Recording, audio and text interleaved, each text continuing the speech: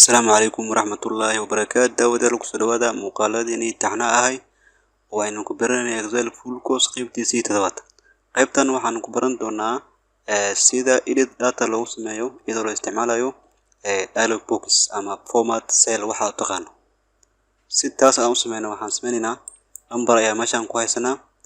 Marka numberkan aynu inaan currency aan ka dhigno. Si aad currency aan ugu dhigto numberkan qaybta home-ka ah waxaa ka dooranay groupka number ay qoran tahay number meesha ay qoran tahay ayaa imaani number format ayaa meesha kaga muuqda asaga ku dhufo kadib markaa ku dhufato waxaad arki dialogan ay ku soo baxay intaan option ayaad haysta oo aad soo gelin kartaa.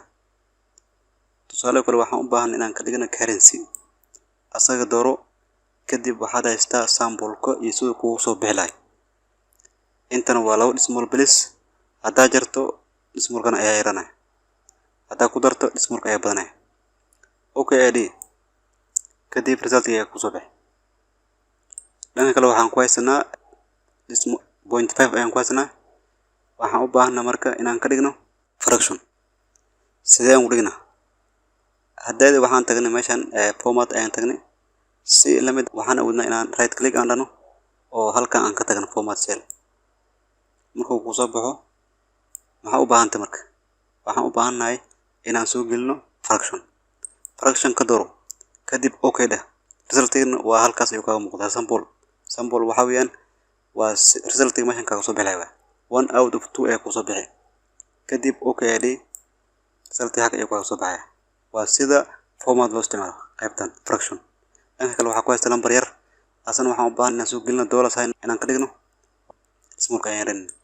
Si taas aan u sameyno currency ayaa dooranay marka decimal-ku waa halkaas ayuu kaga muuqdaa wuxuu ku leeyahay 12.00 mu baahan marka waxaan sameynaa waan ka jarinaa waa yareynaa kaas decimal-ka kadib $12 bas meesha kaga qoran $12 kadib okay ID xag ayuu kaga soo muuqanaya. Qaybtaas waa sida loo isticmaalo format fraction iyo currency si loo soo geliyo iyo decimal-ka si loo yareeyo. Marka si waxa jirta marka oo fudud oo adoo waxba sameynin waxa awoodaa marka in meeshan markii aad rabto aad doorato kaas ayaan u baahanaa marka inaan wax soo gelino. Tusaale kale currency ayaan rabnaa inta ayaan ka dooranay adoo dooranin result-ka xag ayaa ka arkay. Okay ID marka kadib kana waxaan u baahan inaan fraction aan ka dhigno fraction halkaas ay kaga qorantay result-keena waa kay okay dheh. kadib kana waxaan u baahan dollar sign inaan ka dhigno decimal-ka haddaa rabin inta ka yaree waa meesha laga yareynaya decimal-ka. qaybtan waxaan ku baranaa format cell waxaa inoo xigi doona marka editing total figures in a cell sida marka Excel waxaad u xisaaban lahayd iyadoo la isticmaalayo auto sum si aad u isticmaasho waxaan rabnaa inaan helno totalka Monday oo kale numberkan tiradood ayaan u baahanahay inaan helno. Si taas aad u sameyso meeshaas ayaa imaani intan waa result-ka meesha noo galayo inta ku dhufo auto sum ku dhufo kadib waxaad arki Excel-ku waa fahmay intan ayuu ku doortay intan waa inta aan u baahanahay inta ayaa dhig marka inta marka tirado result-ka halkaas ayuu kaga soo baxay. dhan kale waxaan ku ordana marka formula-han meesha aan ku haysano sidii aan ku bigiran lahayn. Si taas aad u sameyso calaamadan plus markuu ku soo muuqdo waa jiidi marka jiido ilaa meesha aad u baahneed ayaa tagay kadib waa deen marka inta kalena si automatic ayay isku hagaajiyeen. qaybtan waa qaybta lagu baranay sida auto sum loo isticmaalayo iyo markay formulas aad heshano si ku kala cells kala aad u gaarsiin lahayd. waxa inoo xigi doona marka sida loo isticmaalo moving information. Si waxa u baahan tahay marka halkan oo kale ay u baahan tahay inaad jiido oo meel kale aad geyso. Si taas aad u sameyso waxa sameynay kaas ayaa saare markuu saas noqdo afar shape u yeeshto oo dhinac ah afar geesood u yeeshto waa soo jiid marka markuu asaga saas noqdo ayaa soo jiid inta ay imaanay. marka taas naga ilaa marka waxaan u baahnaa kale dhammaantood u baahnaa intii aad rabto dooro kadib markuu saas noqdo soo jiid inta ay u baahan inaan dhigno damarka saas ay ku soo baxaya.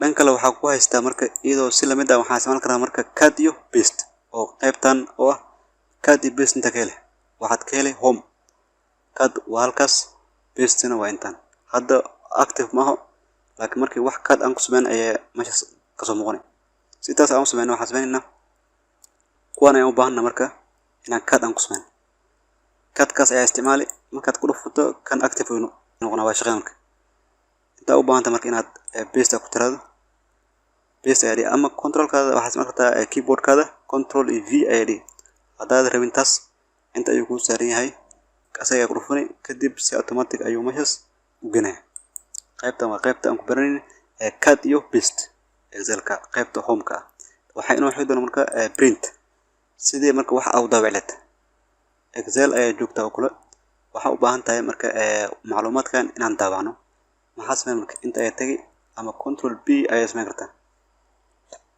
control B marka tiraado ama print aad tiraado waxa arka marka sidoo kugu soo bixilay marka warqada aad daabaceen saas ay kugu soo bixi dhankan kale waxa ku haysta optiono badan oo aad customize u sameyn karto markaad ku qanacdo intaas ay ku dhufanay marka laakiin page kan waxa arkaynaa in meeshan ay maqan miisan ayin leeta ay maqan marka casharkeeni hore ayaan ku soo baranay sida loo isticmaalo page preview waa halka loo controlo print marka u baahan inaad si saxsan aad isticmaasho oo customize aad u sameyso marka qaybta hadda wuxuu noo xariiqo kaliya halaan bisle si taas aan u sameeyno waxaan rabnaa marka in waxaan tagnaa page preview qaybtan ayaan tagnaa kadib waxaan arkaynaa marka inta noo calaamaysan intaan waa inta u excel daawacay hadda waxaan dhahnay excel halaan u daawacan marka adiga ayaa marka fahmi karo inta aad rabto sameyn karto waxaan u baahnaa marka inta dhankan asaga dhan si aan u aragno waa jiidi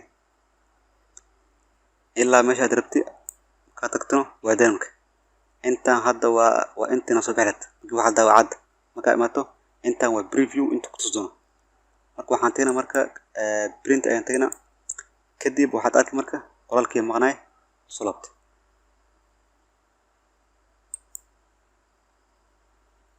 casharkeeni toddobaad oo aynu ku baranaynay dialog box si loo isticmaalo iyo auto sum si loo isticmaalo auto sum kaas markaad isticmaasho formula sidii ku bilow sameeyo formula oo auto sum ka ah saleska loo gaarsiiyo si la mid ah iyadoo la isticmaalayo moving information sidii loo qoraal meeshan ku qoran soo qaadad marka la ogeyn leed si la mid ah cut iyo paste si loo isticmaalo ayaan ku baranay si la mid ah waxaan ku baranay aan ku aragnay muuqaalkan si loo isticmaalo print iyo sida qoraalka markii meelaha qaar ay ka qarsiin aad u arki karto oo jeedi karto meelaha qaar aad rabin aad qaran karto intaas ayaan ku soo gogoynaa muuqaalkeena.